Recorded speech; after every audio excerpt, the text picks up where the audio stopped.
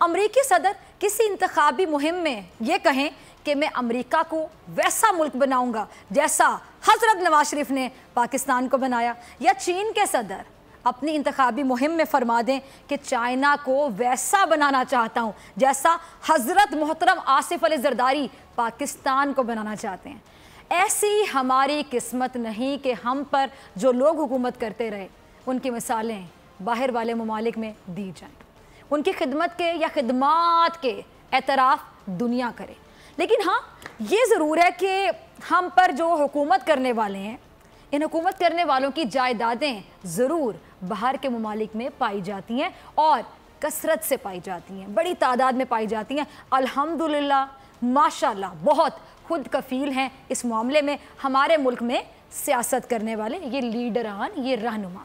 लेकिन हमारे मुल्क में अपने सियासी कायदीन से मोहब्बत करने वाले लोग इनको कई ऐसे बड़े रहनुमाओं से तशबीह दे देते हैं जिनकी क़यादत में उनकी कौम ने बहुत ज़्यादा तरक्की की। एक ऐसे ही लीडर हैं रजब तैयब उर्दगान। ये तुर्की के सदर हैं और पाकिस्तान में काफ़ी मकबूल कह लूँ तो गलत नहीं होगा। हमारे मुल्क की सियासत में मुख्तलिफ सियासी जमातों के अफराद अपने कायदीन को डायरेक्टली कह लें या फिर इनडायरेक्ट पाकिस्तान के तैयब उर्दगान बनाने पर तुले रहते हैं। तैयब उर्दगान 1994 से 1998 तक वो इस्तांबुल के मेयर रहे और अपनी मेयरशिप के दौरान इस्तांबुल को बड़ी तरक्की दी और इसका शुमार दुनिया के खूबसूरत तरीन शहरों में होने लगा। अच्छा नाज़रीन, 2002 की बात है कि 2002 में तैयब उर्दगान तुर्की के वज़ीर आज़म बने। फिर 2014 आता है, 2014 में फिर तुर्की के सदर मुंतखब हुए। 2002 से लेकर अब तक वो कभी सदर, कभी वज़ीर आज़म, कभी सदर, कभी वज़ीर आज़म मुंतखब होते चले आ रहे हैं।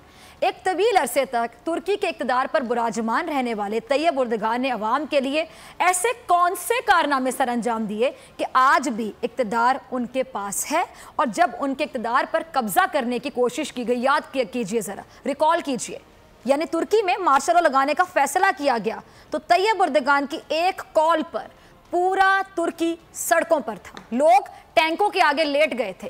तैयब उर्दगान ने तुर्की को इक्तिसादी लिहाज से, ज़रा सुनिएगा, 111वां नंबर था नाजरीन, 111वें नंबर से उठाकर डायरेक्ट 16वें नंबर पर पहुंचा दिया। 111 एंड 16, बहुत बड़ा डिफरेंस। उनकी क़यादत में तुर्की पहली बार दुनिया के इक्तिसादी लिहाज से मजबूत 20 ममालिक के ग्रुप में शामिल हो गया, यानी G20 में शामिल हो गया। तुर्की में इक्तिसादी खुशहाली के नतीजे में तनख्वाहों में 300% 300% इजाफा हुआ और बेरोजगारी की शरह 38% से कम होकर सिर्फ, आप इमेजिन कर सकते हैं कितनी रहेगी, 2%, 38% से कम रह के 2% तक रह गई। तुर्की का बजट खसारा 47 अरब तक पहुंच गया था। तैयब उर्दगान ने इसको ख़त्म कर दिया। तैयब उर्दगान ने तुर्की का सारा कर्जा ख़त्म कर दिया और तुर्की की बरामदात 23 अरब थी, 23 अरब, जिनको उर्दगान ने 153 अरब तक पहुंचा दिया। 23 और 153, यकीन नहीं आ रहा। ऐसा ही तुर्की की गाड़ियां पहले नंबर पर, दूसरे नंबर पर इलेक्ट्रॉनिक का सामान, और इस वक्त यूरोप में फ़रोख्त होने वाले इलेक्ट्रॉनिक के सामान में से हर तीसरा सामान तुर्की का तैयार करदा होता है। देखिए, तैयब उर्दगान ने ऐलान किया कि तुर्की 2023 में दुनिया की सबसे पहली इक्तिसादी और सियासी कुव्वत बन जाएगी।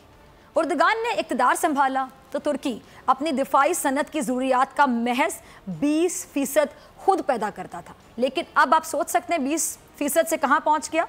अब ये शरह 65%, 65% तक जा पहुँची है। उर्दगान ने तुर्की की तारीख में पहली बार अपना टैंक बनाया और अपना बहरी फ्रिगेट भी तैयार किया, अपना ड्रोन तैयारा और फौजी सैटेलाइट भी उसी दौर में बनाया गया। इस्तांबुल का हवाई अड्डा यूरोप के बड़े जो हवाई अड्डे हैं उनमें शुमार किया जाता है। नाजरीन, उर्दगान ने 50 के लगभग एयरपोर्ट तामीर किए, 50 एयरपोर्ट। तेज़ रफ्तार सड़कें तामीर की गईं, तकरीबन 19,000 किलोमीटर तवील, 19,000 किलोमीटर तवील नई सड़कें तामीर की गई। 11,000 किलोमीटर लंबी नई रेलवे लाइंस बिछाई गईं। 10 साल में उर्दगान की हुकूमत ने मुल्क भर में 2 अरब 77 करोड़ दरख्त लगाए। 2 अरब 77 करोड़ दरख्त। तुर्क हुकूमत ने क्या किया जी, कचरे को भी रिसाइकल करके तवानाई बनाने के मंसूबों पर काम शुरू कर दिया बड़ा सीरियसली। और इस वक्त तुर्की के 98% शहरों और देहातों में बिजली पाई जाती है। तुर्की में तालीम का बजट बढ़ाकर दिफा के बजट से भी ज़्यादा कर दिया गया और तलबा और तालिबात को ज़्यादा से ज़्यादा सहूलियात फराहम की। जदीद टेक्नोलॉजी की बात करें तो उस पर तहकीक के लिए 35,000 लेबॉर्ट्रीज कायम की गई, 35,000 लेबॉर्ट्रीज कायम की गई। यही वजह है कि 15 जुलाई 2016 की तारीख 15 जुलाई 2016 को नाजरीन, जब फौज के एक धड़े ने अचानक मार्शल लॉ लगाने का ऐलान किया तो तैयब उर्दगान की अपील पर, उनकी कॉल पर पूरा तुर्की सड़कों पर था। अब आ जाए पाकिस्तानी तैयब उर्दगान, बल्कि तैयब उर्दगानों पर, बड़े हैं ना सारे तैयब उर्दगान है अपने आप में। अब आ जाते हैं पाकिस्तानी तैयब उर्दगानों पर, जिनको उनके चाहने वाले तैयब उर्दगान और नेल्सन मंडेला से कोई कम लेवल नहीं है। वो जाके ठीक मिलाते हैं तैयब उर्दगान या फिर नेल्सन मंडेला से।